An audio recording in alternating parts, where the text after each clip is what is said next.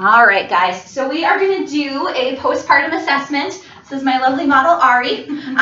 We're just going to talk through most of it. When we go into clinical, you guys will actually have the opportunity to do this with me. Remember, your postpartum assessment is actually very, very similar to your head-to-toe assessment on an adult patient, okay? We're just adding in those bubble pleb assessment pieces, and we'll kind of talk through those as we do the assessment.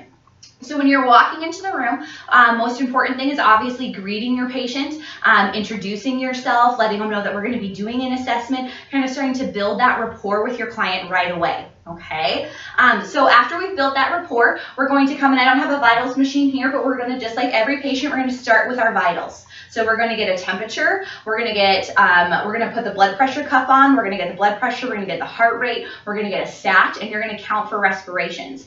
Now, one of the things that I like to do is while the blood pressure cuff is getting its reading, that's where I like to start with the neurological questions that we're going to ask our patient. So I'll demonstrate that with Ari. So are you having any visual changes? No. Dizziness?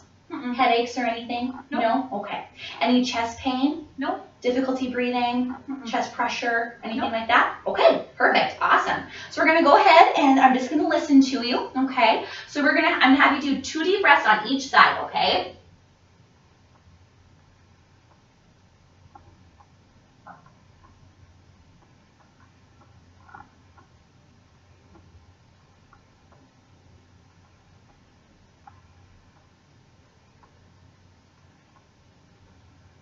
Okay, I'm just going to listen to your heart so you can breathe normally.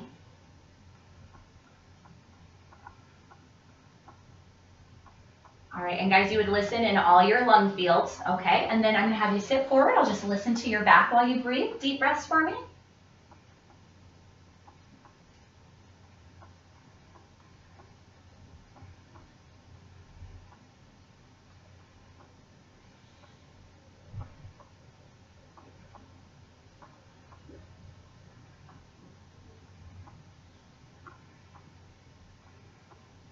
Go ahead and lean back.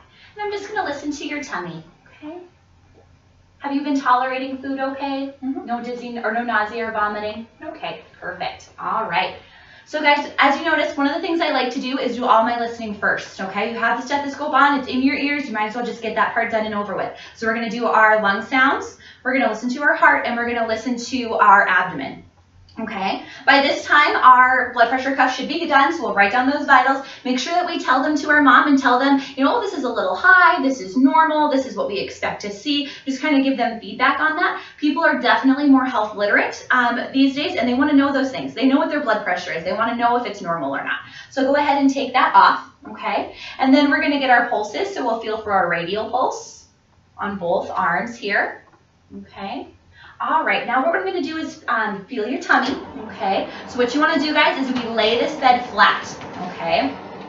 Now, generally, if we're moving in a head-to-toe fashion, the next thing would be a breast assessment. One of the things, though, is if you have a breastfeeding mom, there's really no need for us to, you know, open everything up and do the breast assessment right away. I generally will wait until that mom is nursing. You're going to be in that room every 2 to 3 hours anyway, assisting them with breastfeeding. So that's a good time to come in. How is breastfeeding going? How are your nipples feeling? Do we have any soreness? Do we have any cracking? Do you feel like your mature milk is starting to come in? We can kind of do that assessment when it comes time to breastfeed, okay? So remember with our fundal massage, as you guys learned in your lecture, we're going to use 2 hands, okay? So this bottom hand is going to come right at the bottom of the stomach here, and in a scooping motion, it is going to provide support that we're going to hold that uterus up with.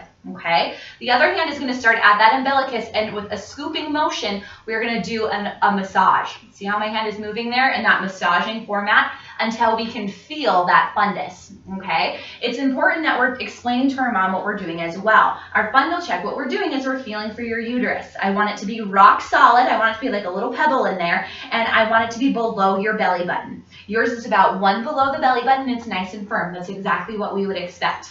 Okay. Then, generally, while you're pushing, you're going to pull the pad back, okay? So generally what I do is I ask the patient to kind of froggy their legs out, kind of in this fashion, okay? So I can kind of see while I'm pushing, okay? And so I'll have them froggy their little legs, pull that pad down. You can if you want to. Not awkward at all, is it? And so we're going to look at that pad while we push. The reason that we're doing that, you can put your legs normal.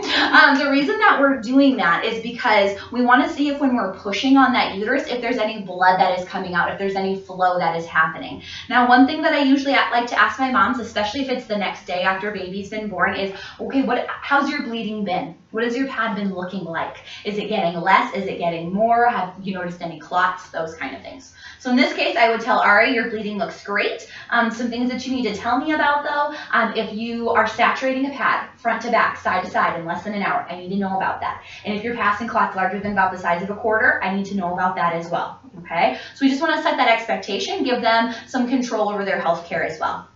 The other question we want to ask generally when we're in this region is, when you're going to the bathroom, do you feel like you're emptying your bladder all the way?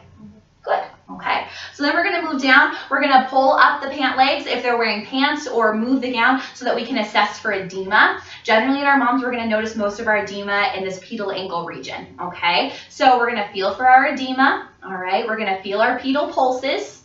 Okay, and then we're going to do what's called the Homan's sign, or the Homan's test, where I'm going to put my hand lightly on her knee. And then I'll go on this one so you guys can see. Lightly on her knee. And then what you're going to do is push back on this foot and ask if she feels any pain when I do that. Nope. Okay. What we would be looking for is a sharp shooting pain that's going up the back of the leg. All right, this could be a sign for a blood clot. Now with that, you're generally not just going to have the sharp shooting pain, you're going to have redness at the site, you're going to have pain at the site, and it's going to be hot to the touch. So it's generally not just one. Most of the time when I pull back and a woman says they feel pain, it's generally like a muscular pain, like my sore muscles, I just pushed a baby out, that didn't feel so good, okay? Generally, honestly, I've never had a woman have a blood clot. Praise the Lord, let's hope that never happens.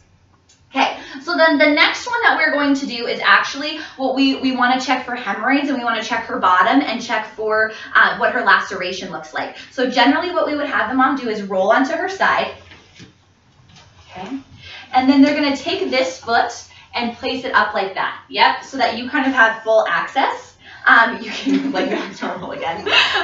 So they lay on their side and they just kind of move so that we can kind of see everything. We're going to pull that pad down and we're going to look. Now, generally when you're looking at the bottom, you are not going to be able to tell if it's a first degree, a second degree, a third degree. It's going to be super swollen. So we're really just kind of going through that REEDA, the R-E-E-D-A, and making sure, do we have redness? Do we have ecchymosis? Do we have edema, drainage, approximation, an approximation?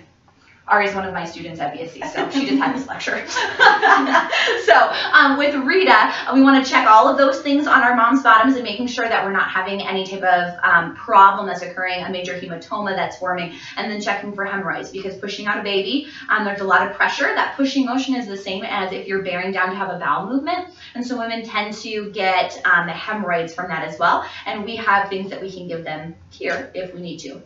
While they're on their side, it's also another great opportunity to look at the back and check if they have an epidural, and check that epidural site. Make sure that we don't have any swelling, any redness. There probably will be a little bit of bruising, but that's a good time to check that out as well.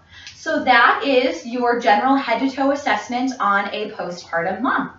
So we will be doing this on our patients this week. If you have any questions, let me know, guys.